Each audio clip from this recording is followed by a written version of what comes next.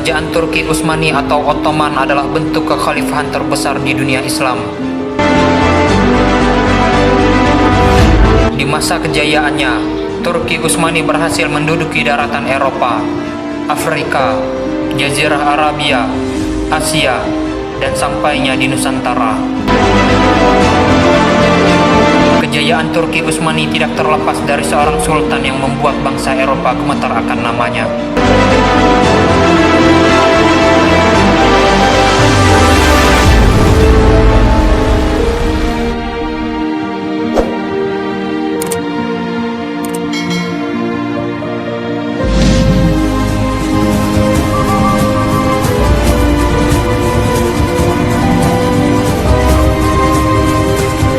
Sultan Sulaiman I adalah Sultan Turki Utsmani yang ke-10.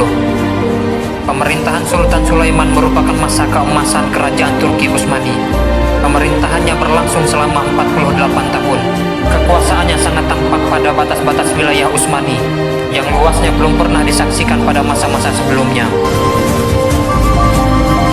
Kegemilangan beliau telah berhasil menduduki daratan Eropa, Afrika, Jazirah Arabia, Asia, dan sampainya masuk di Nusantara. Tidak heran jika orang-orang barat menyebut beliau dengan sebutan Solomon the Magnificent atau Sulaiman yang Agung. Beliau sukses menjadikan Turki Utsmani sebagai kerajaan adikuasa dalam ilmu pengetahuan, politik, infrastruktur, ekonomi, dan kekuatan militer. Di masa awal pemerintahannya, beliau diuji dengan 4 pemberontakan sekaligus yang dilakukan oleh gubernur Syam, gubernur Mesir, dan kaum-kaum Syiah. Gubernur-gubernur yang ambisius dan rakus kekuasaan mengira Sultan Sulaiman adalah pemimpin yang lemah dan kurang memiliki pengalaman dalam mengelola kerajaan yang masih berusia 26 tahun. Mereka mengira saat itu adalah saat yang tepat untuk melepaskan diri dari kekhalifahan Turki Utsmani. Namun, pernyataan mereka sangat keliru. Yang mereka hadapi adalah seorang sultan yang akan membawa kekhalifahan Turki Utsmani menuju puncak kejayaannya. Ditumpasnya 4 pemberontakan tersebut menandai masa stabil kekhalifahan Turki Utsmani.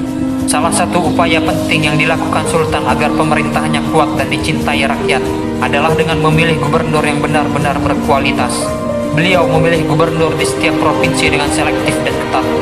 Beliau sendiri yang turun langsung menyelidiki kepribadian seorang calon gubernur, dan hasilnya sungguh memuaskan.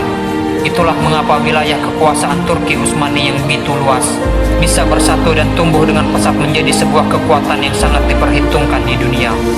Selanjutnya Sultan Sulaiman mulai melakukan langkah ekspansi untuk memperluas dakwah Islam. Di tanah Eropa, Sultan Sulaiman berhasil menduduki wilayah Belgrade yang dikuasai oleh kerajaan Hungaria. Berita jatuhnya salah satu benteng terkuat umat Kristen menimbulkan ketakutan dan kekhawatiran di seluruh Eropa. Penyebab ini terjadi karena kerajaan Hungaria tidak membayar jizyah, sebagaimana yang sering ia lakukan pada sultan sebelumnya. Mereka beranggapan bahwa Sultan Sulaiman tidak akan sekuat ayahnya Sultan Salim I. Beberapa utusan untuk menarik jizyah dibunuh oleh kerajaan Hungaria. Hal inilah yang membuat Sultan Sulaiman marah dan memutuskan untuk menaklukkan Hungaria sepenuhnya. Puncaknya adalah di pertempuran Mohak, di mana tidak kurang 12 koalisi kerajaan salib Eropa bersekutu untuk mengalahkan Sultan Sulaiman. Namun naas, pertempuran itu dengan mudah dimenangkan oleh Sultan Sulaiman yang tidak lebih dari 4 jam saja. Sedangkan Raja Hungaria tewas tenggelam di sungai ketika hendak melarikan diri.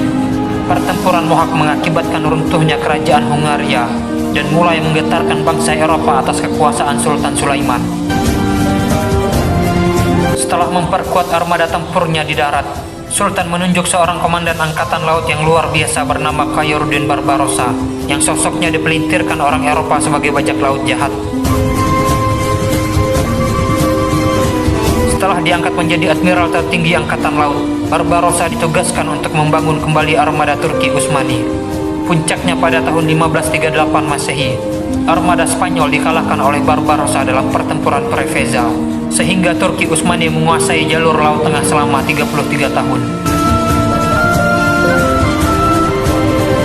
Pada tahun 1564 Masehi, Sultan Sulaiman menerima seorang utusan dari Sultan Alaluddin Riyad Shah yang merupakan kesultanan di Aceh yang meminta dukungan Turki Utsmani untuk melawan Portugis. Hal tersebut disebabkan Portugis telah menguasai Malaka, sehingga para pedagang muslim enggan untuk mengunjungi Malaka.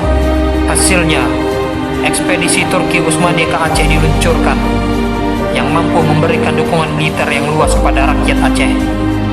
Pada abad ke-16, Sultan Sulaiman mendengar bahwa di Perancis masyarakatnya menciptakan dansa antara para laki-laki dan kaum perempuan. Kemudian beliau mengirimkan surat kepada Raja Perancis yang berisikan, "Telah sampai padaku berita bahwa kalian membuat dansa mesum antara laki-laki dan perempuan. Jika suratku ini telah sampai padamu, pilihannya kalian hentikan sendiri perbuatan mesum itu, atau aku datang kepada kalian dan aku hancurkan negeri kalian." Setelah surat itu diterima, dansa di Perancis berhenti selama 100 tahun lamanya.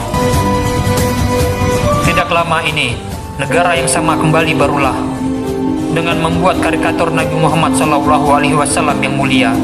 Semoga umat ini menemukan sosok seperti layaknya Sultan Sulaiman, sehingga kemuliaan umat Islam tidak bisa dipermainkan oleh orang-orang kafir. Wallahu a'lam.